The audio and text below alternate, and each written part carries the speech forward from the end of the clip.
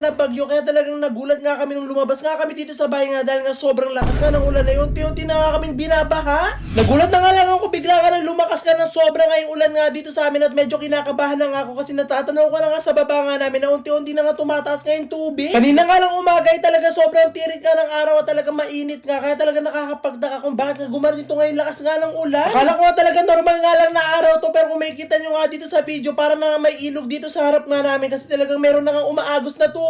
Akala ko nga lang talaga dito lang sa harap nga namin ang talaga unti-unti nagiging ilog. Yun pala dito pala sa parking nga namin unti-unti na nga rin tumataos nga yung tubig. Medyo kinabahan nga ako dito kasi first time ko alam makita nga yung parking lot nga namin na ganito at talaga meron nga ganitong kalalim nga na tubig. Kung alam ko nga lang talaga na lalakas nga ng ganitong klase nga yung ulan nga na to at talagang babahain nga kami ng ganito. Dapat inalis ko na nga dito nga yung electric car ko pati iba pa namin sasakyan dito. At talagang tuloy-tuloy pa nga rin yung malakas nga na ulan at medyo kinakabahan na nga ako baka nga tumaas nga yung tubig at talaga malubog nga sa baha nga itong mga sasakyan dito na nakapark. Kaya naman nantabayaran ko pa nga rin itong pagtaas nga ng tubig nga na to kung talagang kailangan ko na nga talagang alisin nga dito yung mga nakapark nga ng mga sasakyan. Buti na nga lang talaga agad-agad na nga namin naitaas nga yung ibang gamit nga namin na nandito nga sa parking lot namin kasi kung hindi talagang lahat nga yun ay basa. At talagang dito pa nga lang malalaman mo na nga talagang nag-iiba na nga talaga yung panahon nga ngayon kasi dito pa nga lang sa normal nga na ulan unti-unti na nga bumabaha dito sa amin. Paano pa kaya kung malakas na bagyo? Nagtataka pa nga rin ako saan nga nanggaling nga itong mga tubig na umagos nga dito kaya naman pagkasilip ko nga doon ay talagang doon pala sa dulo ng gagaling at papunta dito sa amin. At talagang pagkasilip ko nga doon papunta nga sa labasan nga namin yung nagbistulan nga na nakatira nga kami sa gilid nga ng ilog kasi talagang nagiging ilog na nga itong daanan palabas. Kaya naman agad-agad na nga rin akong pupunta nga sa labas para nga makita ko kung bumabaha na nga rin doon o dito nga lang sa amin. Kapag nga kasi dito nga sa amin lang ang binabaha tapos sa labas ay hindi talagang dito nga sa amin lang may problema. At habang unti-unti na nga ako palabas nga dito nga sa gate namin ay mataas na rin pala ang tubig nga dito kaya talagang baka nga siguro baha na rin sa labas. At talaga namang nagulat nga ako pagkalabas nga dito nga sa aming gate kasi tignan nyo sa kalsada hindi naman binabaha talagang dito lang sa amin. At mukha kami pa nga magiging dahilan kung bakit nga babaha nga dito nga sa kalsada kasi yung lumalabas sa kalsada ay talagang galing nga sa